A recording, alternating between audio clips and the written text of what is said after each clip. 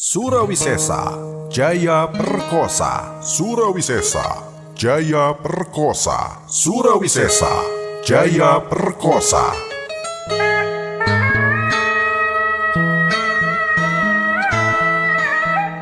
Bismillahirrohmanirrohim. Sampurasun wargi-wargi sadaya. Waluya dongeng Sunda. Waluya dongeng Sunda.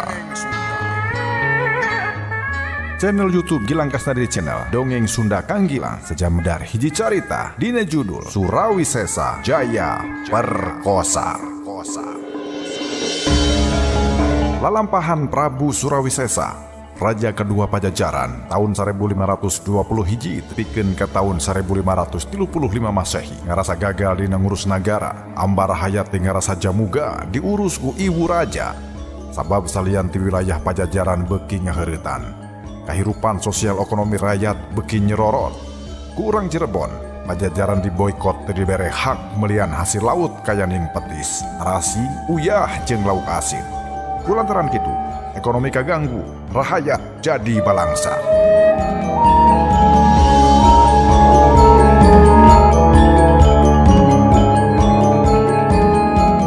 Tong hilap subscribe, like, jempolna sareng disuhunkeun bantosanana kangge ngabagikeun di medsos kasugri sadayana, sareng diantos silaturahmina di kolom komentar. Kasugri pamiarsa, mitra kaum dangu anu mulia, urang sami-sami pedar hiji carita dongeng Sunda karya Aan Merdeka Permana dina judul Surawisesa Jaya Perkosa, dina episode Tahta Lain Ger Raja.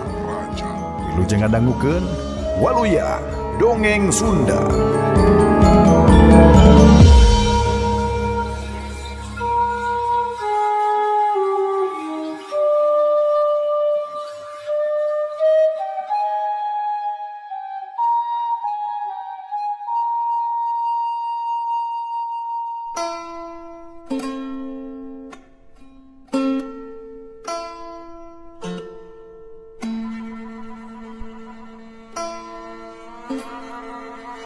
Ama, ku kaula diangkir ka dieu sebab kaula boga perlu, saur Kanjeng Prabu. Sakur naon bae anu aya patalina sareng kanagaraan, ama pasti bakal niat migawena sinuhun, tembal Purohita.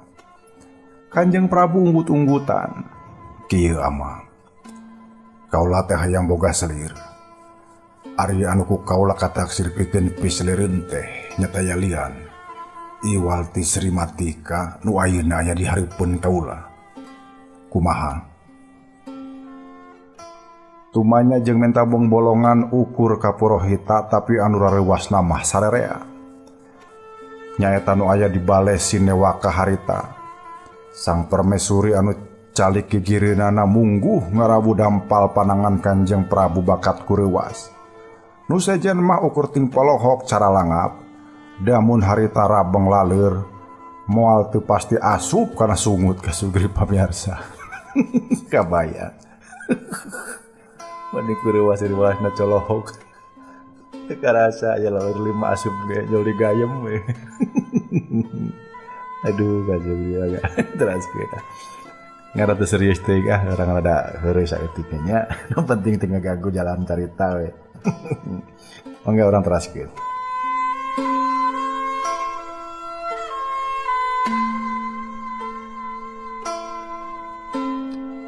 Kumaha kira-kira nama? Saur Kanjeng Prabu. Tersawadina raja ngagaduhan selir. Dalah gundik gesah kadanguna. Tapi anu langkung penting mah nah jenisna keresaheun. Ceuk Purohita ngareret ka Sri Matika. Anu direret mungguh keur ngeluk tungkul bari awak remoh poe leuleus taya tangan pangawasa. Kumaha Nyai? Siap urun dijadikan selir ku kaula, saur Kanjeng Prabu Togmol. Sri Matika batan embalan kalah kareum bae Cimata gawena teh ngeluk jeung ngeluk. Lamun arah kaula moal maksa bikang mah loba sa Pajajaran ge. Ngan kaula hayang milih sia bae kumaha? Jawab sing bentes sabab mun gideug ge da moal keuna ku hukuman. Saur Kanjeng Prabu deui. Lila pisan Sri Matika ngelukna teh ukur cimata jeung cimata bae nu nyurulung babanjiran kana pipi.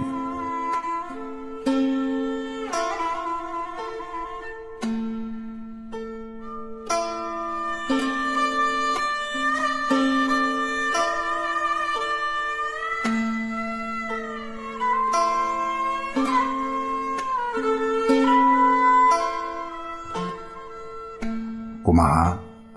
Raja bangun geus teu sabar atuh Sri Matika unggul telaunan. Jawab sing bentes. Jisim abdi tos pahejang ji pada babakti. Babakti nu kumaha bae oge tinangtos baris dipidamel Gusti Prabu. Ceuk Sri Matika. Tah, daekeun geuning. Hea Mapurohita. Siapkeun acara. Montong kudu direnceng-renceng. Nu dipibutuh mah resmi jeung sah. Jalma parenting di keraton sina jadi saksi. Keur kabalarea mah cukup diembarkeun bae. Saur Kanjeng Prabu. Reng saeta kumpulan di balai Sinewaka kariduaan Kanjeng Prabu katut permaisuri. Hampura miai. Kaula teu ngajak badami samemehna ka Andika. Saur Kanjeng Prabu nyekelan pageuh kana tak-tak nu janten geureuha.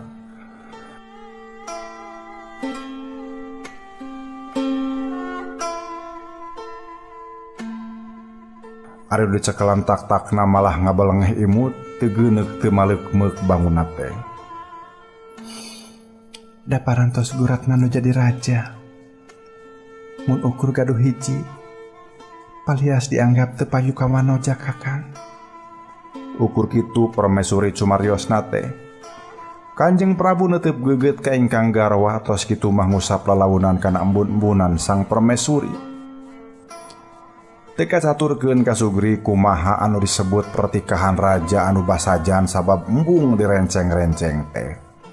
Nu rek dicaritakeun di dieu mah peutingna anu disebut malam oleng pangantenan teh. Aduh, pogot ieu ka Sugri. Hader ah. Pogot ya. Aduh ya. Aduh kalau koredak ngorama ya. Ada masih kene bala kesentang. Dulu we rantang bisa urat-urat ya. Agak orang teraskeun ah. Tapi da sigana teh moal kadinya lawas na ieu mangga Sugri. Mangga orang teraskeun. Samemeh jengkar muru kamar panganten awewe Prabu Surawi Sesa ngadatangan kamar sang permaisuri. Nyai sing teger. Kakang penting ieu ninggalkeun anjeun. Sabab rek nyerekem di kamar panganten. Saur Kanjeng Prabu Surawi Sesa nyekelan pepeuteyan ingkang garwa. Bral, didoakeun ku jisim kaula sing nampa pangasih. Jeung nampak kabungahan salaku pamengket. Jisim kaula ridho. Sok asal ngawin cawenek teh sanes dianggo kaulinan. Tembal permaisuri bari malik nyekelan pageuh ingkang caroge. Kanjeng Prabu Surawi Sesa neuteup deudeuh bari ngusap pipi permaisuri. Kaula kacidangan nuhunkeunana.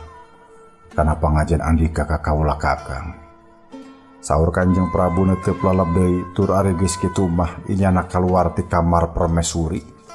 Sejamuru kamar panganten awewe nyatana kamar Sri Matika.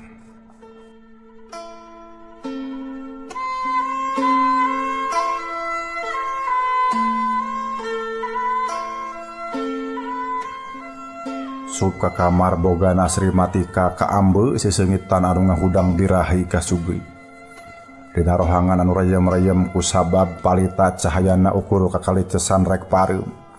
Kasampak Sri Matika keur diuk bangun tenangan dina dipan nu diamparan ku kain empuk buatan Parasi.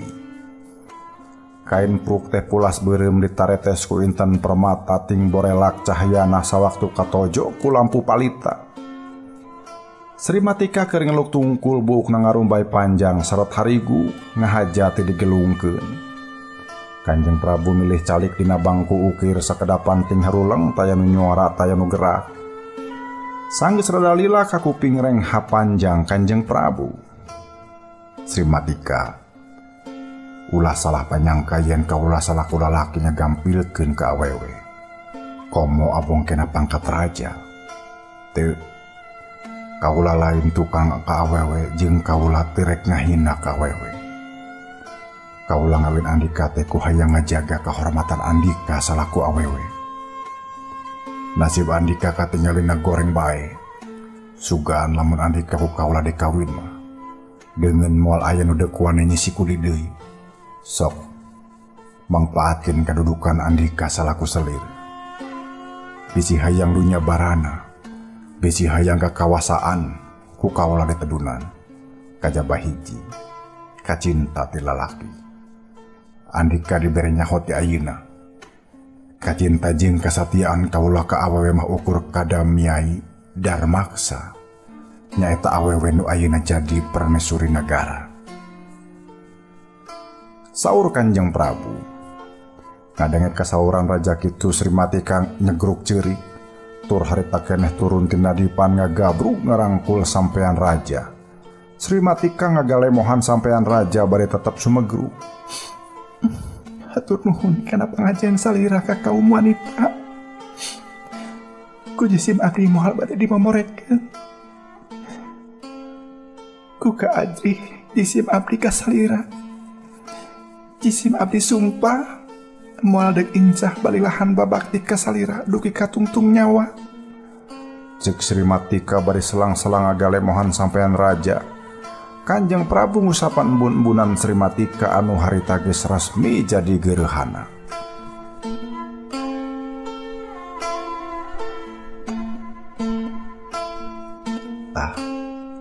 Dayana mah geus resmi jadi pamajikan kaula. Atuh sawadina hiji pamajikan ulah aya nu disalingkuhkeun. Saur Kanjeng Prabu. Cedok Sri Matika nyembah bari nyebutkeun geus moal wani nyemput nyalindungkeun Rusiah naon bae oge. Nya alus atuh ari kitu mah. Ayeuna kaula hayang nyaho. Ngaran Andika anu salengkep nanyai. Saur Kanjeng Prabu netep seukeut. Sumohon Sri Matika. Nu lengkep Sri Matika Purnadewi Nalangsari. nya harita ge hawar-hawar kaula ngadenge eta ngaran sawaktu papatih kaula nalek Andika. Tapi harita kaula mikir yen Andika sabenerna mah lain jalma caca. Tangtu kaluhurna boga teureuh. Bener kitu. Kanjeng Prabu neutupna beuki seukeut. Pikeun kasedapan sakedapan mah Sri Matika ngahunted heula ngan saterusna unggut nganyakeun. Di mana asal? Sabab sanajan Andika cicing di wewengkon pilemburan jero kuta karaton, Andika lain pituin urang dayeuh pakuannya. Sri Matika unggul. Jadi urang mana tuh sabenerna? Kawit mati Cirebon Gusti. Hah? Baru ti Cirebon? Kanjeng Prabu reuwas ka bina-bina ngan henteu we sabari luncat ka tukang mah. Kumaha henteu deuk reuwas apanan ka urang Cirebon mah inyana teh kacida ciceubna. Ari ayeuna kalah ka ngawin bikang ti Cirebon. Ngan anu tarina reuwas ngagentrak pamustungan mah Kanjeng Prabu kalah ka ngah ka Igu Mujeng. Sri Matika Purnadewi Nalangsari nerangkeun. Memang bener tadina manehna teh turunan menak ti Cirebon. Bapana salah seorang pangagung di kerajaan Cirebon, Ki Galung Ranggawarta anu katelah. Ngan bae teu pupuguh aya nu hasud pajah Ki Galung digawena teh teu satia ka nagara. Ki Galung diusir sapajodogan teu meunang aya di lingkungan kerajaan. Atuh sabondoroyo teh ngungsi muru ka tebeh kulon. Nya laju ngadegeun dayeuh Pakuan. Maksud teh nya laju ngadeuketan dayeuh Pakuan. Hanjakal teh kungsi tepi sabab di palebah Cileungsi kareta kuda dipegat begal. Harta dirampas jalmana diperdaya. Anu salamet mah Sri Matika. Sawaktu rek digadabah kahormatanana ku Karaman ditulungan ku hiji jawara umur tengah tubuh. Tapi anu akhirna mah manehna ge sarua hayang ngagadabah Sri Matika. Ceuk beja tradisional anu kapanggih ku anu nulis. Sri Matika tetap satya nuturkeun Prabu Surawisesa tapi kakolot ka Sugri. Manehna anu ceuk deungeun mangrupa seli raja. Sabenerna Sri lamarengan raja malah tepi ka raja turun tahta tur tepi ka eueuhna ti nagara. Sang selir tekung sifat tarema birahi jeung ingkang caroge. Manehna mah ukur babakti jeung babakti wae. Sri Matika tepikeun ka umur 80 tahunan tetap jadi wanita suci anu teu kungsi kaganggu kaparawananana. Ku sahabai oge nya kaasup ku ingkang caroge Prabu Surawisesa. Ngan bae ieu kajadian teh ukur disidem ku duaan. Nyaeta ku sang selir, kadua Kanjeng Prabu nu sejen mah teu nyangka kitu kaasup ku permaisuri dan miyai. Ongkoh Kanjeng Prabu ge teu kungsi udarusia. Sanajan aing bebeja ka permaisuri, da inya moal percayaeun. Saur Kanjeng Prabu dina manahna.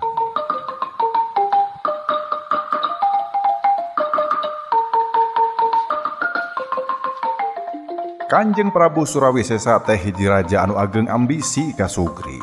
Ambisina eces hoyong ngabajengkeun negara bari ngasejahterakeun ambarahaya. Kaulah hayang Pajajaran maju ngalewihan zamana Kanjeng Rama. Saurna, ari nu disebut Kanjeng Rama teh nyata lian iwalti Sri Baduga Maharaja atawa Prabu Siliwangi nu katelah. Cita-citana keukeuh kumaha teu kitu sabab sabenerna mah Prabu Surawisesa janten raja teh sasat ladang sisi kudu dupak ceuk kasarna mah. Nu sabenerna dipikahoyong janten gaganti sinuhun di pakuan Pajajaran teh ku Sri Baduga Maharaja lain Surawisesa tapi Walang Sungsang. Ngan bae Walang Sungsang nu mangrupa putra ti permaisuri Nyimah Subang Larang milih agama batan pangkat. Walang Sungsang iyang ninggalkeun karaton ngalalana ka tebeh wetan tepikeun ka akhirna ngadegeun Karajaan Cirebon di wewengkon anu baretona asup kana kakawasaan Karajaan Singapura.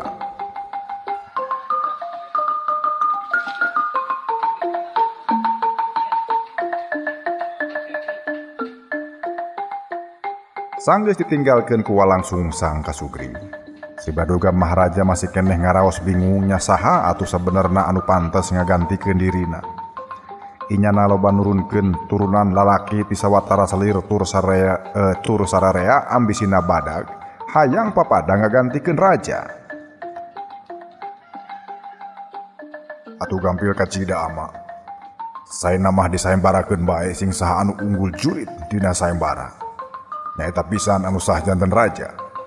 Ceuk Surawisesa sakumaha nu kungsi dipedar dina bab samemehna.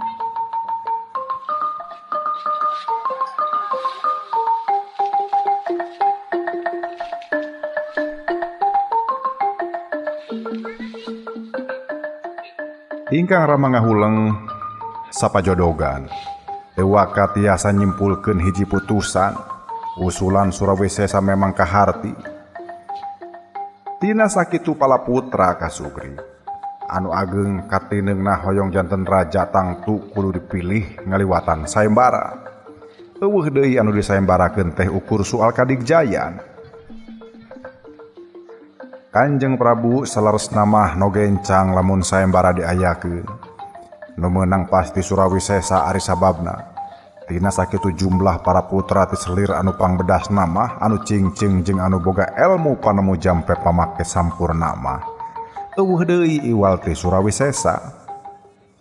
Lamun nya diayakeun saembara kana Surawisesa anu unggul, ngan lamun nya Surawisesa anu unggul Kanjeng Prabu oge kirang percanten mun Surawisesa anu kedah janten narpati.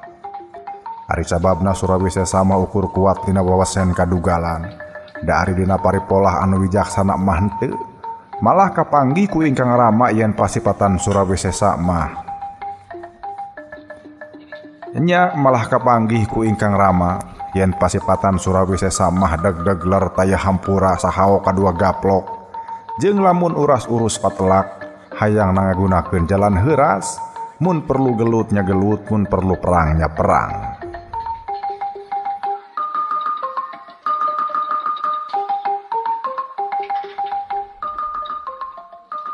Padahal kula hayang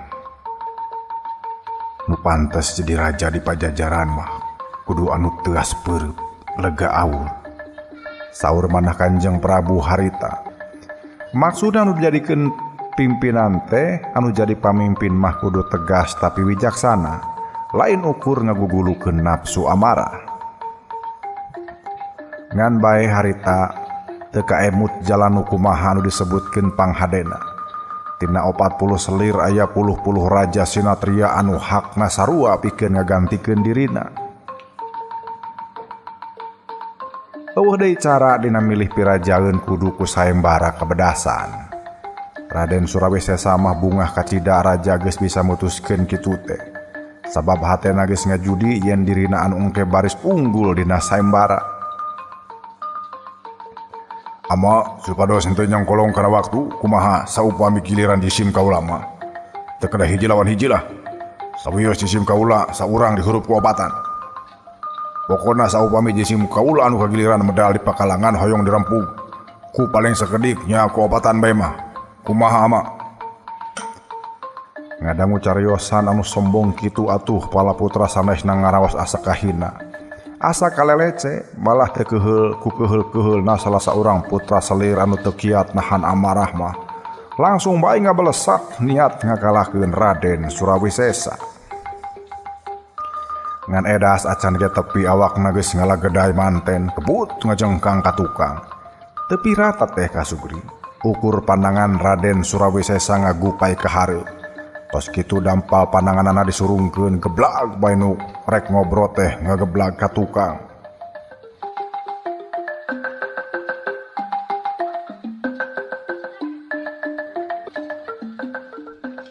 Engke sabar atuh janji. Da acara ge can disalagarakeun ieu teh. Ceuk Raden Surawisesa mesem samungece. Yen khusus keur Surawisesa mah sayembara mecak kabisa teh hayang dihurup ku opatan muguh mantak bingah keur ingkang raja. Sugan we hiji waktu mah si Surawisesa teh kateter ripuheun. Heueuh maksud teh si Surawisesa kateter ripuheun. Saur lebet manahna. Panangtang Raden Surawisesa teh digugu khusus keur inyana di mana kapakalangan kudu dihurup ku opatan. Atuh ari geus samiyuk desa tujuan ku sararea mah bae diayakeun sayembara milih pirajaeun. Tempatna di alun-alun dalam kita nyaeta benteng jero karaton. Saban Raden Surawisesa muru tengah pakalangan saban diayonan ku sinatria opatan. Tapi teu salah lamun Raden Surawisesa ngumbar ucap sabab lain songong tanpa bukti. Da kanyahoan saban manehna bitotama sangkilang dihurup teu kungsi eleh kasubri. Malah anu ngahurup anu kasoran bingbrit ninggalkeun pakalangan bari mawa wiwirang. Tepikeun ka sararea kaagehan ngahurup dirina eueuh anu bisa meruhkeun kasaktian Raden Surawisesa. Ukur sajurusnya eta ku ngagunakeun jurus tepak gaya waksa. Awak nu jadi lawana rat seleng kaendageun saban ngagunakeun eta jurus saban angin ribut lilimbungan. Dahan parenggas di langit dordar gelap jiga rek hujan.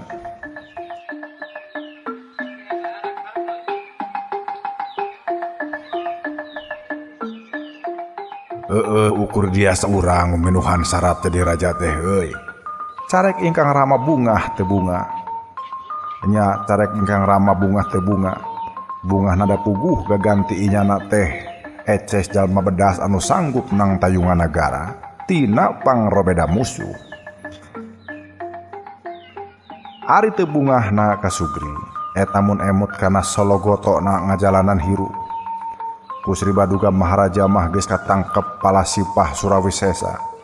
Hirup teh kumaha engke lain engke kumaha. Kajujurna jeung kaludeungna dina mertahankeun harga diri kaasup harga diri negara.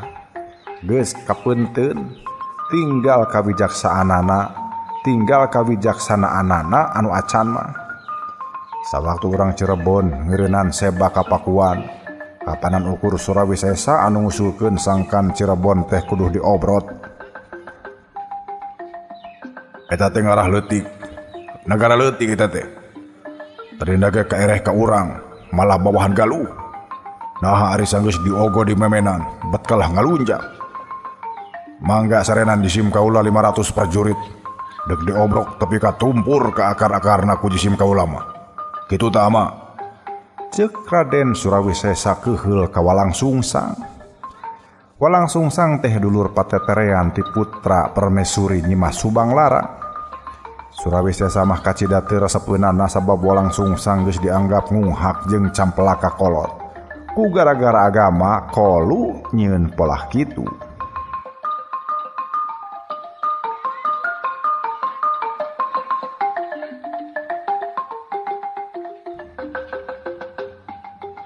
Padahal mama majangna kerajaan Cirebon teh kukumaha oge ladang jasa ama. Dalam teu kawedian ku ama salaku raja di tetar Sunda mah mustahil Cirebon teh ngadeg. Ari ayeuna nahabat anu asli pulang sengit. Batan heman atawa cumarima kana jasa kolot. Kalah kaluas misahkeun maneh milih di deukeutan jeung deungeun-deungeun. Batan kadulur sorangan. Ama, ulah diantep lah mun Walang Sungsang ngabalad ka Demak teh. Ceuk Raden Surawisesa ambak. Semu mah panas nu jadi bapana. Sri Baduga Maharaja memang manahna ngaraos ewet. Walang Sungsang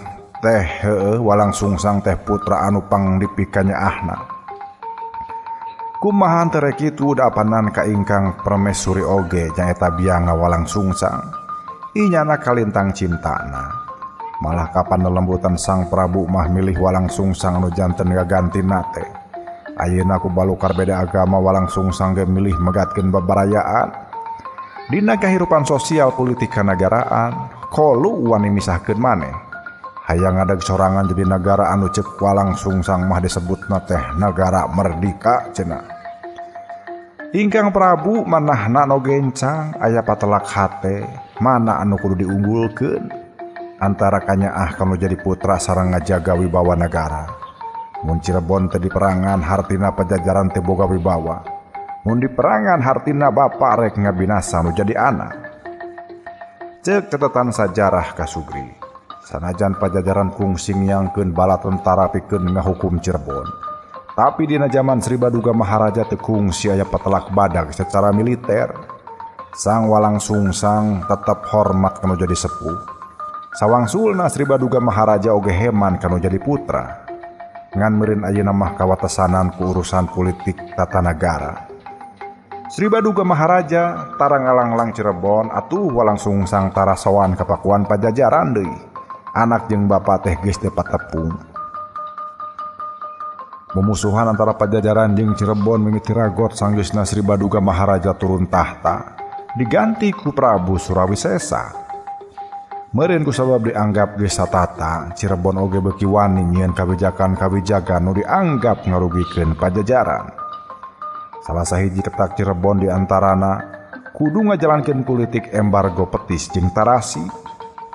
Di sababaraha tapal wates antara Cirebon jeung Pajajaran, dua padagang ti dua negara geus teu pati ngayakeun hubungan. Atawa anu leuwih pasti mah padagang ti Cirebon dicarek ku nagara sangkan ulah ngajual tarasi jeung petis, malah uyah lauk asin katut sarupaning hasil masisir ka urang Pajajaran.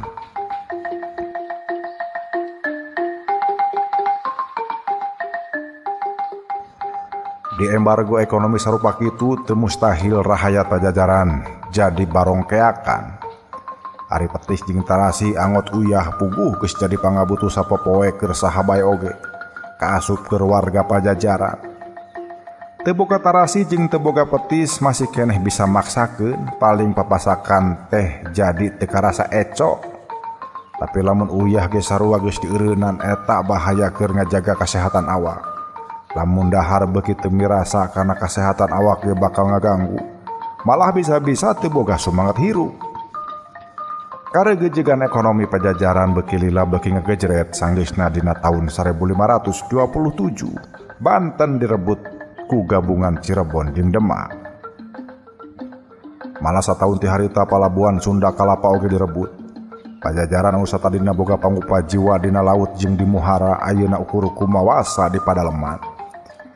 Pangupa jiwa teh rupa-rupa deui. Menyesa mah pangupa jiwa teh ukur huma, kebon atau ingon-ingon, perdagangan di muhara jeung di laut mah teu boga. Rahayat Pajajaran hirupna beuki ripuh sanggeus aya embargo ekonomi.